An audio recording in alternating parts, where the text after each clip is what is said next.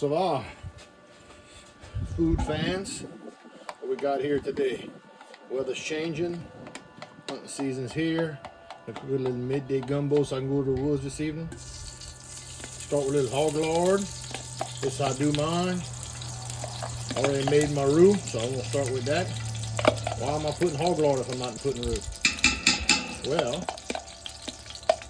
I like to do a little caramelization of my meats. What do we have here?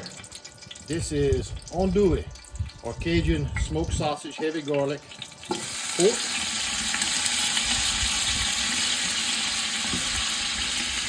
Roughly 4 pounds. Enough for you and your wife and a kid, or 2. I'm gonna just saute that in my hog lard a minute till I get a little browning effect. Then we can add some water.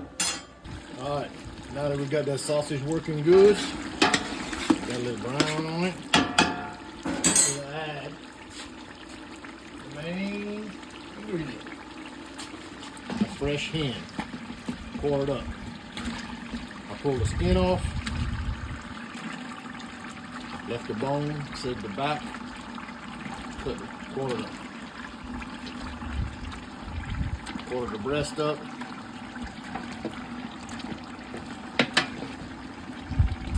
The hen is much more flavor than a fryer. A lot stronger broth.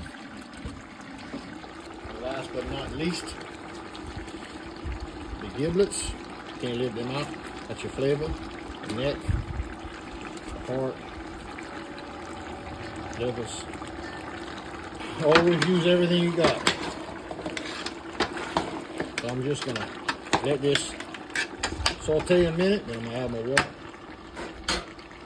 Now that we've got our sausage and our chicken in there, I'm gonna add a little sausage, the seasoning. I use some of that Cajun seasoning. It's not a product of mine, but it is a local product and a Louisiana product. My favorite seasoning you can find on Etsy. Here's the little code, whatever you call that, if you want to look at it and find it. Don't cut it no slack. Don't cut it no slack. Need a lot of seasoning, especially salt for gumbo. We're going to start with that and go from there. Remember that, some of that Cajun seasoning. All right, Louisiana. All right, 2 large onions.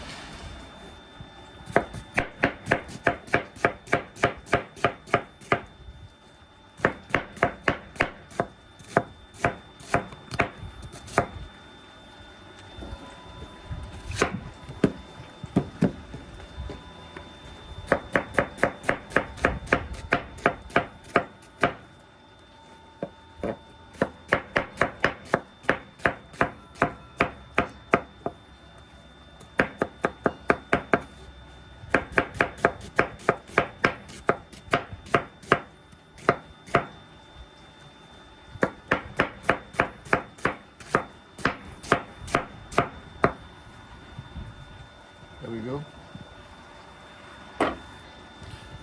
2 large bell peppers.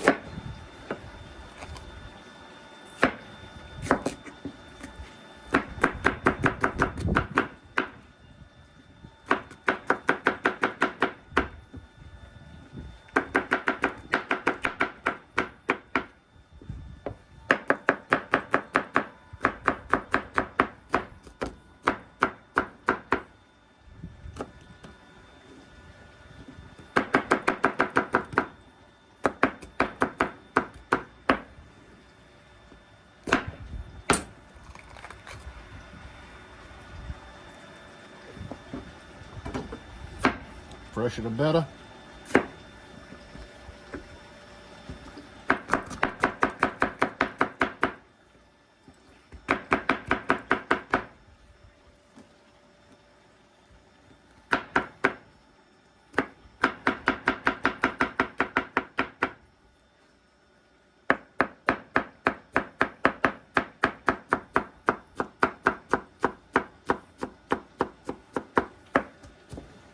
knife handmade by Sean Staplefield, talented young Puerto Rican knife maker.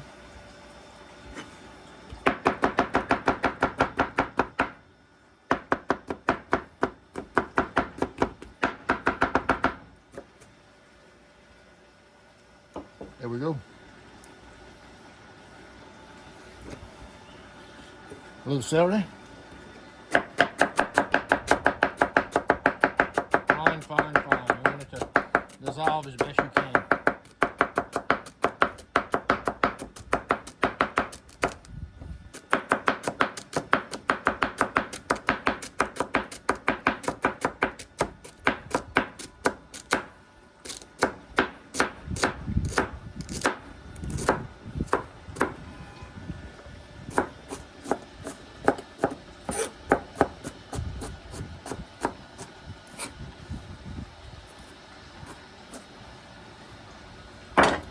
There we go. Lastly, garlic. When you cut your garlic up, you want it cut up fine.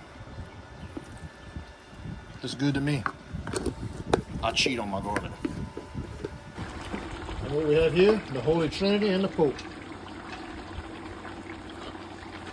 Sweat it down the meat real good. Hadn't added water yet. Won't be long, I will though.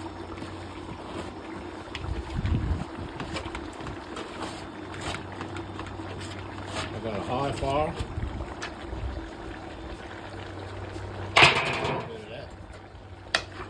All this real cooked down.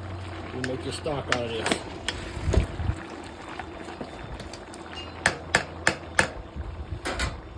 And we well our water.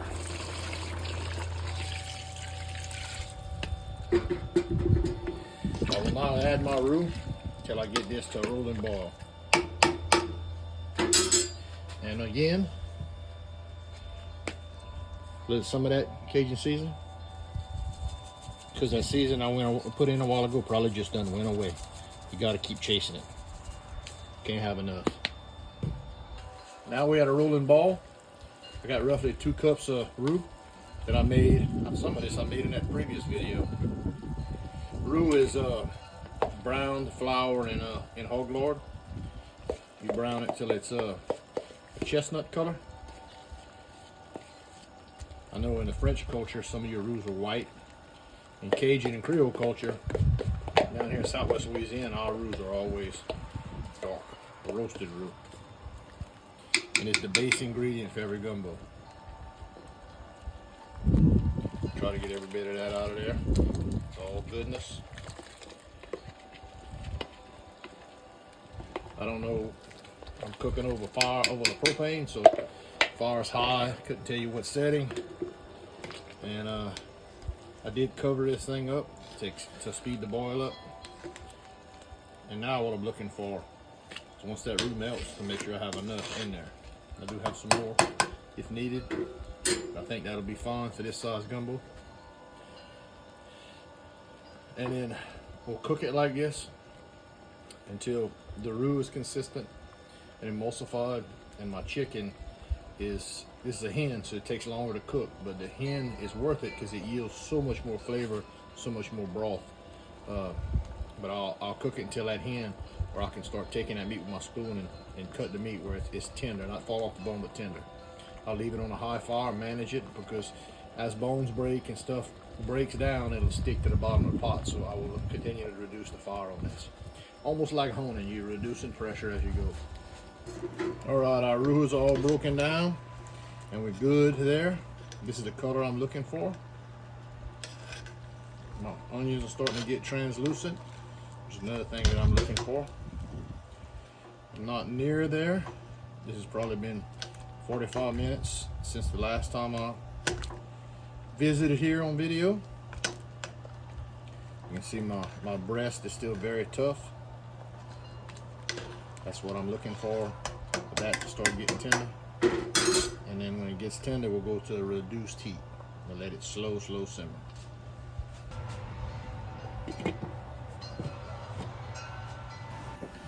And lastly, when your gumbo is about ready, you go with onion tops.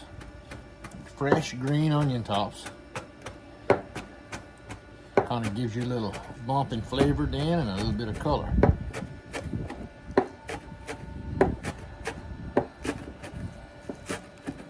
don't know what you northerners or other places call this, shallots or whatever, but we call it onion tops down here.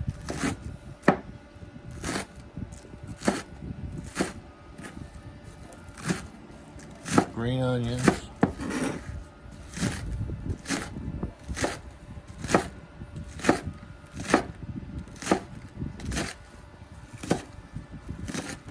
And I get close to the white.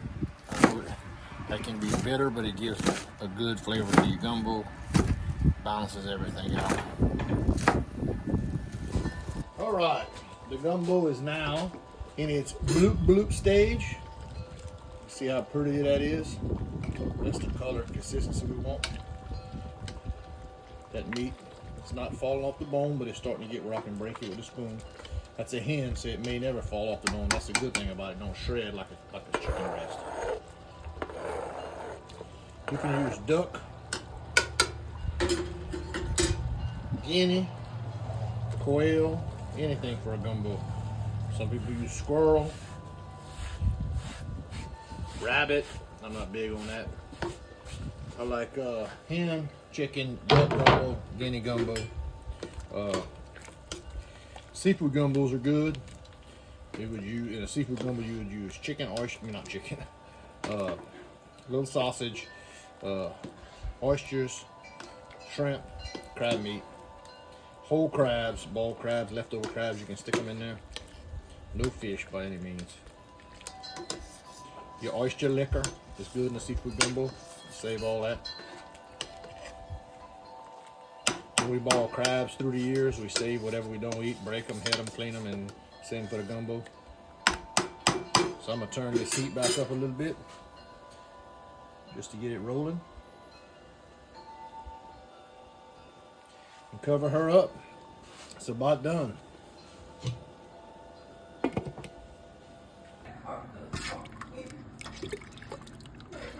And that's what the finished product looks like. Are you missing some rice in a bowl?